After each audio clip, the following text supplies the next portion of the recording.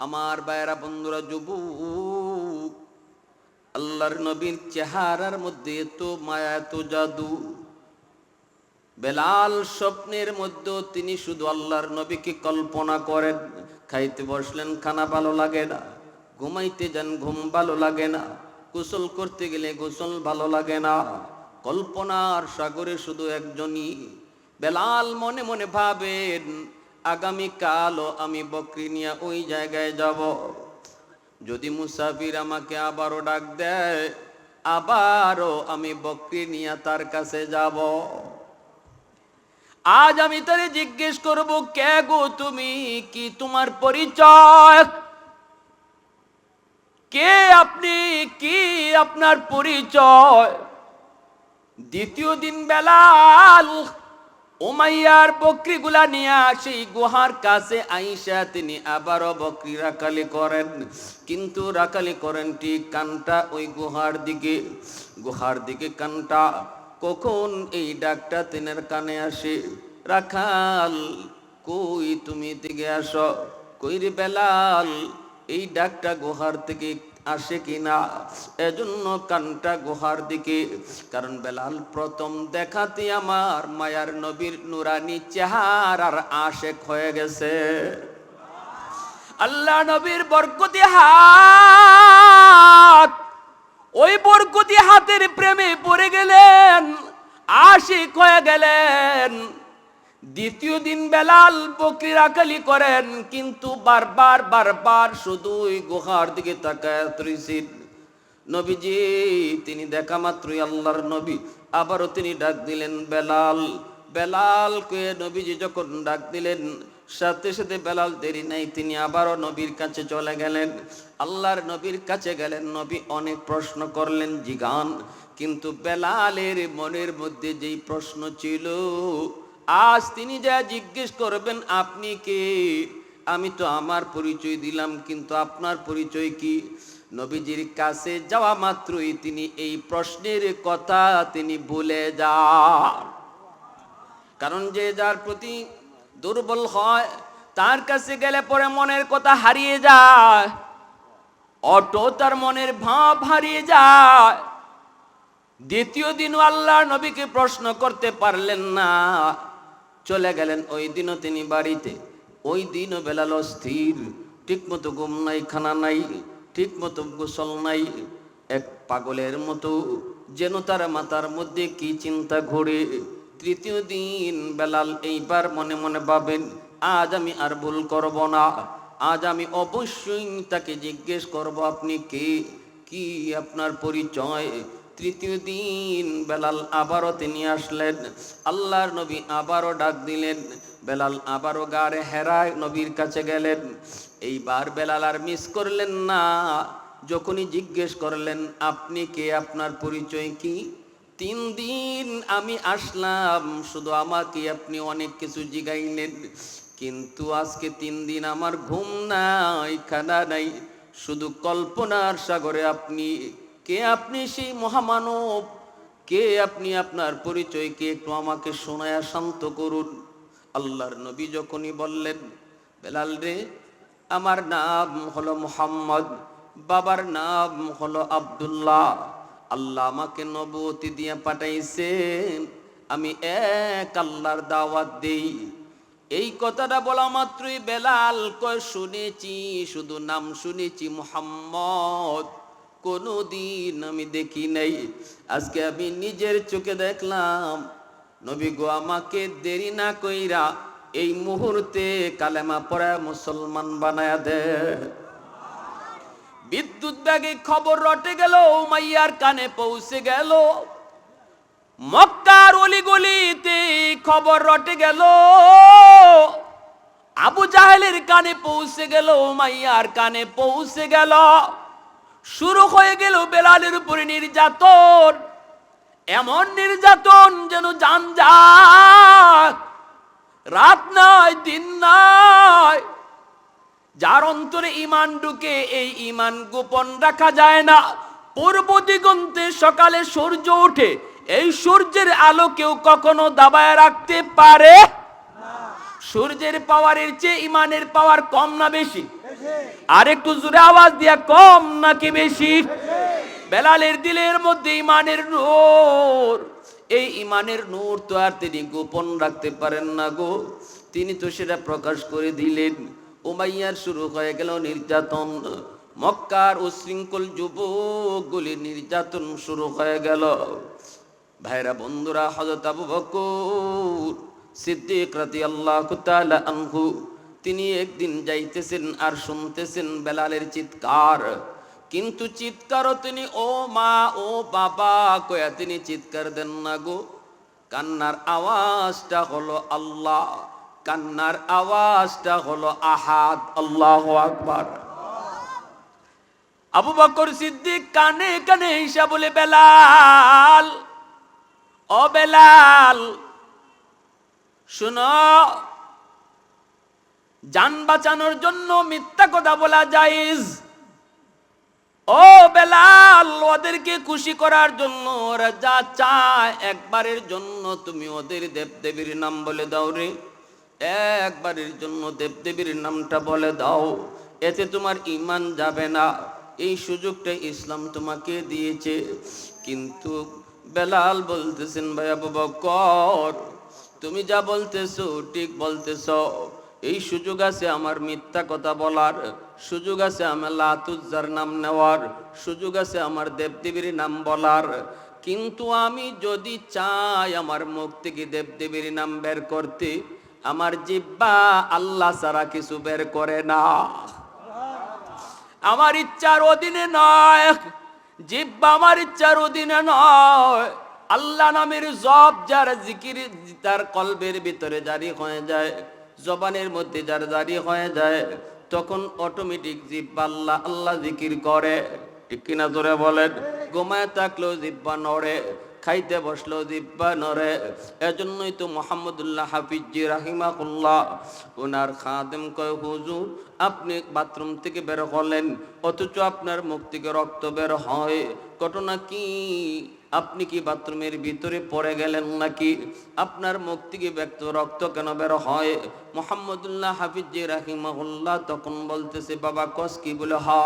তিনি হাতটা লাগায় দেখেন, হ দেখি তো মুখ দিয়ে রক্ত বের হইতেছে।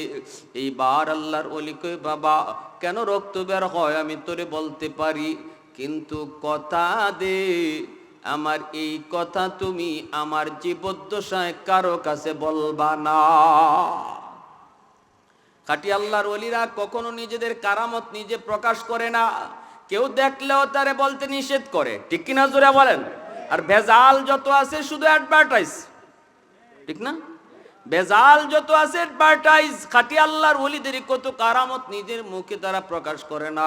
মরহুম চরপুনার পিসাব রাহিমাহুল্লাহ দুনিয়াতে নাই, আল্লাহর ওলির কত কারামত এখন কিতাবে পাই, ওলামাদের জবানে পাই, কিন্তু আল্লাহর ওলি জীবিত থাকতে কোনোদিন নিজের মুখে বলেন না।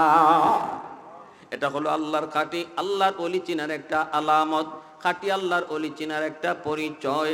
এজন্যই তো মুহাম্মদুল্লাহ হাফিজি কয়, বাবা আমার মুখ থেকে কেমনে রক্ত বের হচ্ছে আমি তোমাকে বলবো, কিন্তু কথা দাও আমার ইন্তেকালের আগে তুমি কথা কারো কাছে বলবা না, কারো কাছে বলবা না।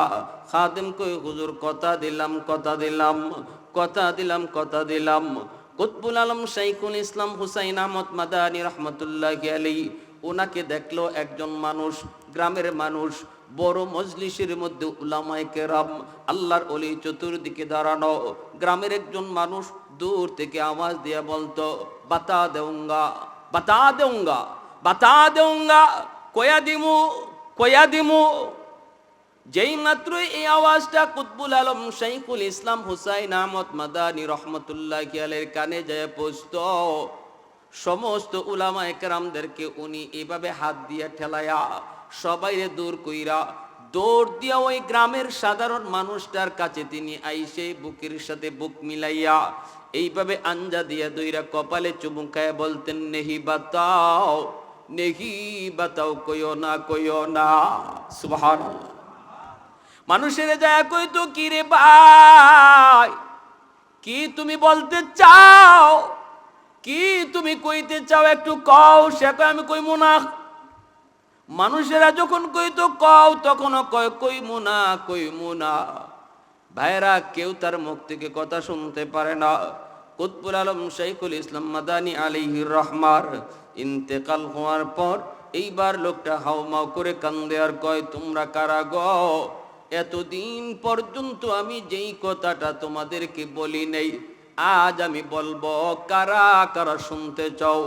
আমি গঙ্গুর এলাকার পাশ দিয়া রাত 3টা বাজে কোনো এক ঘরের পাশ দিয়া যাচ্ছিলাম। হঠাৎ করে আমি টের পেলাম ঘরের ভিতরে একজন মানুষের জিকিরের আওয়াজ।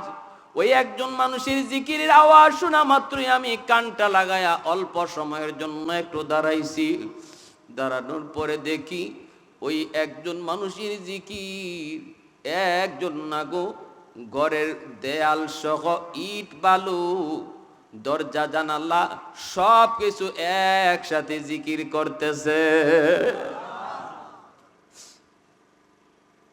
আমি অবাক হয়ে গেলাম, পশমগুলা দাঁড়ায় গেল। কে সে? আল্লাহর ওয়ালি।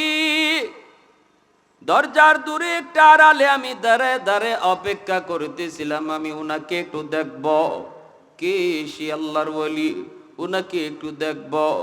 আমার ভিতরও কাঁপতেছে, আমার পশমও দাঁড়ায় রইছে।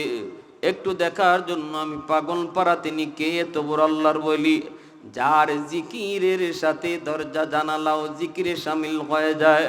ফজরে আজান হওয়া মাত্রই দরজাটা তিনি খুললেন।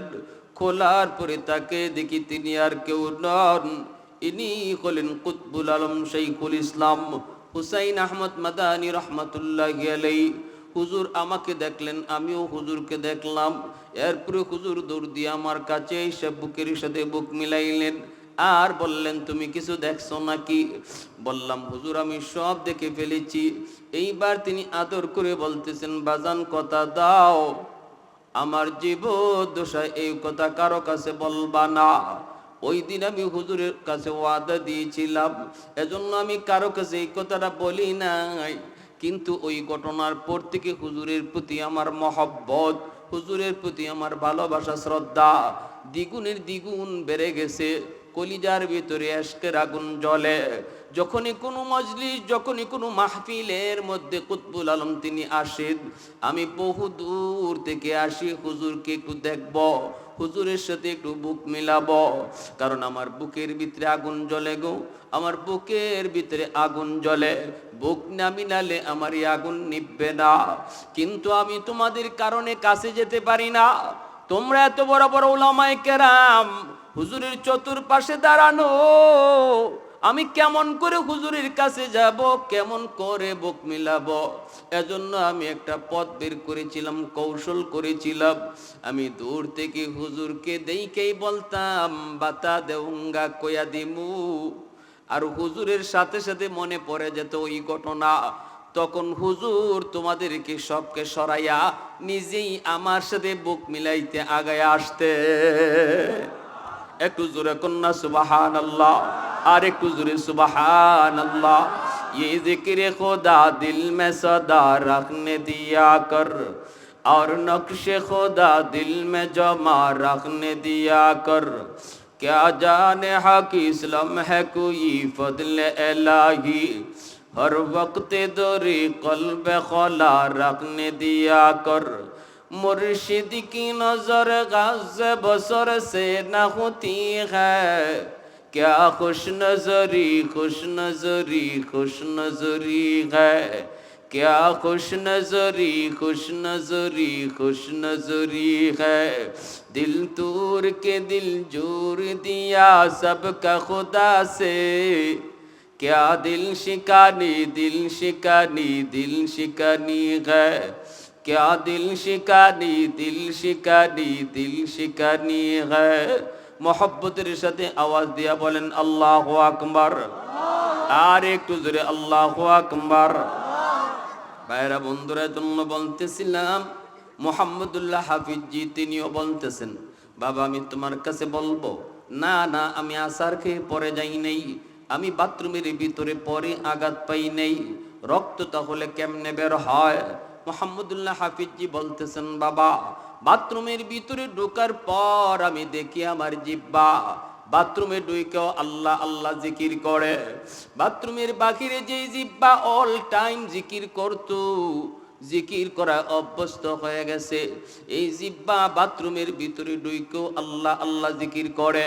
আমি জিহ্বাকে বললাম থাম, এটা নাপাক জায়গা, এই জায়গায় আল্লাহ আল্লাহ জিকির করা যায় না, থাম থাম। কিন্তু জিহ্বা আমার কথা মানে না। আল্লাহু আকবার। আমি চাই জিহ্বাকে থামাইতে, কিন্তু জিহ্বা থামে না।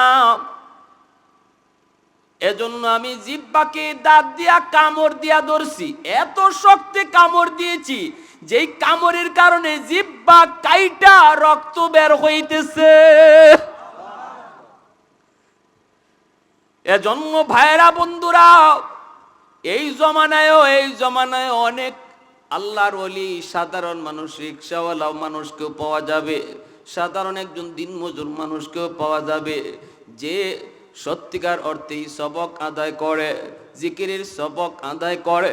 একটা পর্যায়ে তার জিকির এমনভাবে তার কলবে জারি হয়, এই কলব থেকে তার জিহ্বায় জারি হয়ে যায়। ঘুমাইতে গেলেও জিকির করে জিহ্বা। বেলাল হাফসে তখন বলতেছেন, ভাইরি আবু বকর, আমি চাই যদি লাত উজ্জার নাম বলবো, কিন্তু আমার জিহ্বা আল্লাহ নামের এমন এমন মস্ত হয়েছে, আমার জিহ্বা আমার কথা শুনে না। আবু বকর সিদ্দিক চলে গেলেন আল্লাহর নবীর কাছে, যাই তিনি বলতেছেন, ইয়া রাসূলুল্লাহ, ওগো নবীজি, বেলালকে ওরা হত্যা করে ফেলবি, খুন করে ফেলবি, অনুমতি যদি আপনি দেন তাহলে আমি বেলালকে কিনে আনবো। আল্লাহর নবী বলেন, আবু বকর, তুমি আমার বেলালকে কিনবা? বলে, হগো নবী, আপনি যদি অনুমতি দেন আমি বেলালকে উমাইয়ার কাছ থেকে কিনে আনবো। নবী বলেন, আবু বকর, তুমি আমার কিছু পয়সাও নেও, বেলালকে যেই পয়সা দিয়ে তুমি কিনবা, এই পয়সার মধ্যে আমি নবীরও কিছু পয়সা রাখো। বলতেছি আমি কোন প্রসঙ্গে বলতেছি, ওই প্রসঙ্গে চেহারার নাম সুন্দর নয়, দিলের সুন্দর হলো আসল সুন্দর, ঠিক কি না? অহংকার কইরো না চেহারার, অহংকার কইরো না মাল দৌলতের, অহংকার কইরো না, এগুলা অহংকারের বস্তু না। প্রকৃত সুন্দর দিলের সুন্দর। আবু বকর সিদ্দিক 10টা স্বর্ণ মুদ্রা নিয়ে উমাইয়ার কাছে গেলেন, যা বলতেছেন, উমাইয়া, বেলালকে তুমি বিক্রি করবা কিনা তুমি বলো। উমাইয়া বলতেছে, হ, আমি ওরে বিক্রি করে দিব, আমার কোনো কথাই মানে না, এত মাইর খায়, এত নির্যাতন হচ্ছে, এরপরও আহাত আহাত বলা সারে না, আল্লাহ আল্লাহ সারে না, না না, আমার কোনো কাম কাজও করে না, আমি এই গোলাম রাখবো না, কোনো কামে আসে না, তুমি নিতে চাইলে নিয়ে নাও, বেলালকে তুমি নিতে চাইলে নিয়ে নাও। সিদ্দিক আকবর বলেন, তাহলে বলো কত টাকা দেওয়া লাগবে, কয় টাকা তুমি চাও? এই কথা বলতেই উমাইয়া কয়, তুমি 10টা স্বর্ণ মুদ্রা দিয়ে দিও। আবু বকর সিদ্দিক বলেন, নাও, তোমাকে 10টা স্বর্ণ মুদ্রা দিয়ে দিলাম। 10 স্বর্ণ মুদ্রা দেওয়া মাত্রই উমাইয়া ডাক দেয়া কয়, আবু বকর, মনে করেছিলাম তুমি বড় বুদ্ধিমান, কিন্তু এখন দেখলাম তুমি বড় বোকা। কেমনে? আরে এটা তো আমার কোনো কামে আসে না, আমি চাইলাম মাত্র 10টা স্বর্ণ মুদ্রা, আর তুমি দিয়াও দিতেছো 10 স্বর্ণ মুদ্রা। তুমি যদি একটা স্বর্ণ মুদ্রাও দিতা, আমি তোমার কাছে বিক্রি করে দিতাম। এইবার আবু বকর সিদ্দিক বলে, এ উমাইয়া, রতনে রতন চিনে, ঠিক কিনা জুড়ে বলেন? মানিকে মানিক চিনে, মানিকে মানিক চিনে, তুমি বেলালকে চিনো নাই রে উমাইয়া, তুমি চিনো নাই। আমি আবু বকর বেলালকে চিনেছি, নবীজি বেলালকে চিনেছেন। এ উমাইয়া শোনো, তুমি যদি 100টা স্বর্ণ মুদ্রাও চাইতা, 100 স্বর্ণ মুদ্রাও চাইতা, আমি 100 স্বর্ণ মুদ্রা দিয়েও বেলালকে কিনে নিতা। এই বেলাল হয়ে গেলেন নবীর পার্সোনাল সেক্রেটারি। আমার নবীর পার্সোনাল সেক্রেটারি আবু বকর সিদ্দিকের মতো ব্যক্তিও নবীর সাথে দেখা করতে হলে বেলালের পারমিশন নিতে হতো। ওমরের মতো ব্যক্তি নবীর সাথে দেখা করতে হলো বেলালের পারমিশন নেওয়া লাগতো। এই বেলাল হয়ে গেলেন নবীর মুয়াজ্জিন, নবী হলেন মসজিদের ইমাম। রমজান মাস সেহরির টাইম, বেলাল আজান দিয়া দিবেন, সেহরির টাইম শেষ, ফজরের আজান বেলাল দিয়ে দিবেন। ওই অবস্থায় বেলাল মনে মনে ভাবতেছেন আমার ইমাম সাহেবের কানা শেষ হইছে নি, একটু যায়া দেখি। সেহরির সময় শেষ, এই কথা বলার পরেও ইমাম সাহেবের খানা শেষ হইছে নি, একটু যায়া দেখি। মুয়াজ্জিন হলেন বেলাল আর ইমাম হলেন সরকারে দু আলম, আল্লাহু আকবার। সেহরির টাইমে বলে না সেহরির টাইম শেষ, আর কিছুক্ষণ পরে ফজরে আজান হবে। একটা মাস শুনেন না এই আওয়াজ? এই এক মাস এই আওয়াজ গেছে। সেহরি খাওয়া বলুন তো এটা ফরজ না ওয়াজিব? ফরজ না ওয়াজিব? ফরজ না ওয়াজিব না সুন্নত? কিন্তু আমাদের সমাজে কিছু মানুষ সেহরিকে ফরজ মনে করে, যার কারণে রমজান মাসে যদি এরকম অনেক মানুষ আমি দেখেছি রোজা রাখে না, রোজা রাখলো না, আজকে রোজা রাখলো না। কি ভাই আজকে রোজা রাখলেন না? কো হুজুর সেহরি খাইতে পারছি না।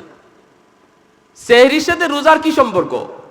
সেহরি যদি আপনি খান একটা সুন্নত আদায় হলো, সওয়াব পাইলেন, কিন্তু সেহরি খাইতে না পারলেও আপনাকে রোজা রাখা ফরজ, ঠিক কিনা জোরে বলেন? এটা মাসালা ভালো করে জেনে রাখেন, সেহরির সাথে রোজার কোনো সম্পর্ক নাই। আপনি সেহরি খাওয়ার দ্বারা একটা মুস্তাকিল সুন্নতের উপরে আমল করলেন, আপনার সুন্নতের সওয়াব হবে। সেহরি খাইতে না পারলেও আপনাকে রোজা রাখতেই হবে, রোজা রাখতেই হবে। বেলাল ফজরে আজান দেওয়ার আগে মনে মনে ভাবতেছেন ইমাম সব খানা শেষ করলেননি, যাই একটু দেখি। তিনি আসলেন, আইসা দেখেন আল্লাহর রসুল এখনো খানা খাইতেছেন, আর নবীজির পাশে একজন অপরিচিত মানুষ বসা। বেলাল ওই মানুষটাকে চিনেন না। বেলাল আওয়াজ দিয়ে উঠলেন দরজা থেকে, ইয়া রাসূলুল্লাহ, ওগো নবীজি সেহরির টাইম শেষ। আল্লাহর নবী যেই মাত্রই আওয়াজটা শুনতে পেলেন সেহরির টাইম শেষ, সাথে সাথে নবী তাকান, তাকে বলতেছেন বেলাল ঠিক আছে সেহরির টাইম শেষ না বাকি আছে এটা আমি বুঝতেছি, তুমি যাও। বেলাল তিনি চলে আসলেন এইবার মসজিদে, আজান দিয়ে দিবেন। আবার মনে মনে ভাবলেন যা একটু দেখি ইমাম সাহেবের কানা শেষ হলো নি, আমার নবীর কানা শেষ হলো নি। আবারও তিনি আসলেন, আইসে দেখেন নবী এখনো খানা খাইতেছেন, খানা নবীর এখনো বন্ধ হয় নাই। এইবারও বেলাল টেনশনে পড়ে গেলেন। দুইবার আমি নবীকে আইসা বললাম নবী গো সেহরির টাইম শেষ, নবী এখনো খানা খান। এইবার বেলাল আবারও ডাক দিয়া কয় নবী গো, ওগো নবীজি সেহরির টাইম শেষ, খানা আর খায়েন না।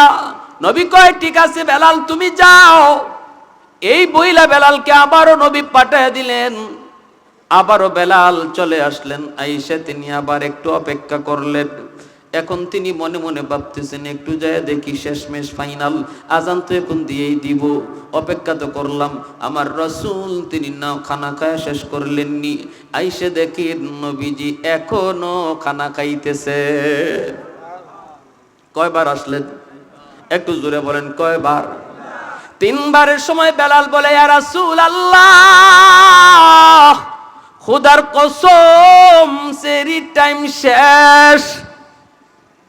যেই মাত্র বলছেন খোদার কসম সেহরির টাইম শেষ, সাথে সাথে নবীজি বলতেছেন আর খানা খাওয়া যাবে না। আমার বেলাল কসম করে ফেলেছে আর খানা খাওয়া যাবে না।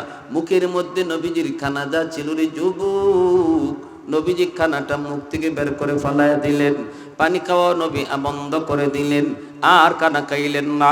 সাথে সাথে খানাটা নবী গুছায় ফেললেন। এরপরে নবীজি চলে গেলেন মসজিদের নববীতে। মুয়াজ্জিন আজান দিল, নবীজি ইমামতি করলেন। নবীজি মিম্বরে বৈশা সমস্ত সাহাবায়ে কেরামদেরকে নবী কাছে ডাকলেন আর বললেন সাহাবীরা আসো, আমার বেলালের সম্মান আর ইজ্জত আমার আল্লাহর কাছে কি পরিমাণ তোমরা একটু শুনে যাও। সুবহানাল্লাহ।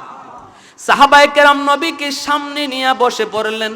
নবীজির একটা আদত ছিল ফজরের নামাজের পর প্রায় সময় নবীজি মিম্বরে বসে তিনি বয়ান করতেন।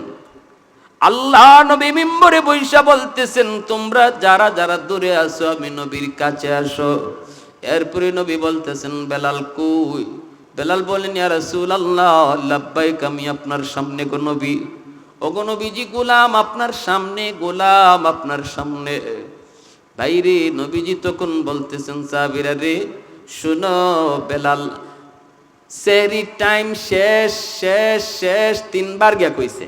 সুবহানাল্লাহ। ও বেলাল, আমি তোমাকে বলি, বলো তো আমার পাশে যেই মানুষটা বসা ছিল তুমি কি তারে চিনো? বেলাল কয়, না গো নবী, কোনদিন আমি দেখি নাই, আজই আমি প্রথম দেখেছি। আল্লাহ নবী বলেন, চিনার কথাও না, তিনি মানুষ বেশে জিব্রাইল। প্রথমবার যখন তুমি বলেছো সেরি টাইম শেষ, বেলাল তুমি যখন প্রথমবার বলেছো সেরি টাইম শেষ, জিব্রাইল আমাকে বলেন, না গো নবী, সেরি টাইম আরো আছে, খানা খান। দ্বিতীয়বার যখন তুমি বলেছো সেরি টাইম শেষ, তখনও জিব্রাইল কয়, না গো নবী, আমার আল্লাহ বলেছেন টাইম আরো আছে, খানা খান।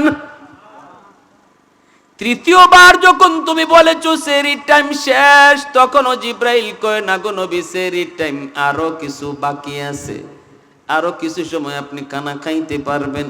কিন্তু বেলাল তুমি যখনই কসম করে বসেছো, কসম খোদার সেরি টাইম শেষ, তখনই আল্লাহ পাক ডাক দেয়া কয়, জিব্রাইল আমার বন্ধুকে বলে দাও, বন্ধুকে বলে দাও সেরি টাইম আরো কিছু সময় ছিল রে, কিন্তু আমার বেলালের কসমের ইজ্জত রক্ষায় আমি আল্লাহ টাইমটারে অফ করে দিছি।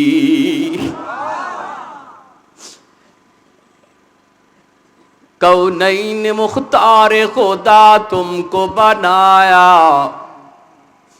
कौनैन मुख्तार खुदा तुमको बनाया, उम्मत का निगाहबान खुदा तुमको बनाया, उम्मत का निगाहबान खुदा तुमको बनाया।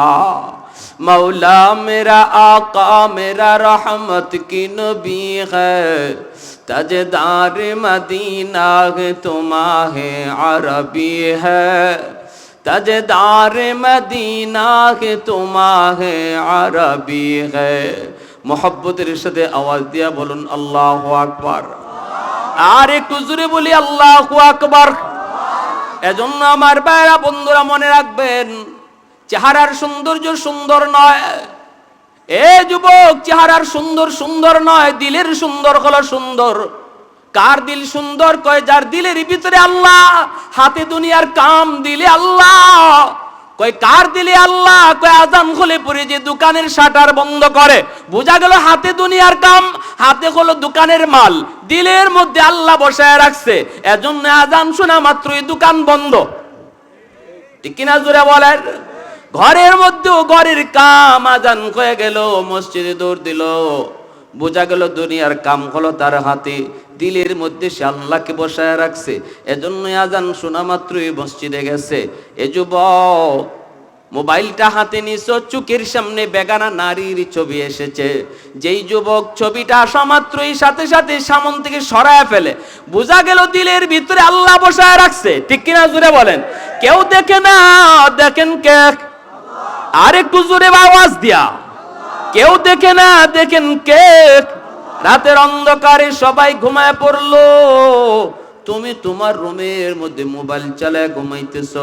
কত যুবক ঘুমায় আর ঘুম থেকে উঠে না, কত যুবক ঘর থেকে বের হয় আর বাপ মার কাছে ফিরে আসে না, কত বাপ মা সন্তানের কাছ থেকে বিদায় নিয়ে যায় আর কোনোদিন ফিরে আসে না।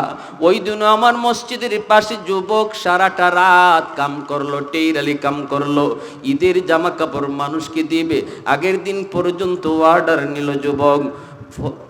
ফজরে আজান হয়ে গেল, দরজা খুলে না, কাস্টমার যায় ভিড় করেছে কাপড় নেওয়ার জন্য, সারাটা রাত টেইলারি করেছে, কাপড় সেলাই করেছে, 8টা বেজে যায় তখনও দরজা খুলে না। ঈদের নামাজে যাওয়ার জন্য মানুষজন কাপড় আনতে যাবে, দরজা ভাঙ্গা হলো, ডুইকা দেখে যায় মেশিনের সামনে লাশটা পড়ে আছে, মেশিনের সামনে লাশটা পড়ে আছে। যেই যুবকের ওয়াদা ছিল সকালবেলা মানুষকে কাপড় দিবে, এজন্য বলি যুবক, জীবনের কোনো গ্যারান্টি নাই, গ্যারান্টি নাই। আসার সময় বাবা আগে আসছে, তুমি পরে আসছো, কিন্তু যাবার সময় বাবা আগে যাবে নাকি তুমি আগে যাব কেউ জানে না। এজন্য বলি যুবক, পবিত্র রমজান মাস তোমাকে আমাকে গুনাহ ছাড়ার অভ্যাস শিখায় গেছে। ঠিক কিনা জোরে বলেন? গুনাহ ছাইরা দেওয়ার অভ্যাস করা গেছে।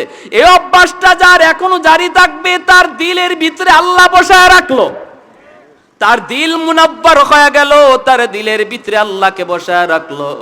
এই মানুষটার জন্য আল্লাহ পাক ডাক দিতে দেরি হবে, আল্লাহ তার জন্য হাজির হতে দেরি হবে না।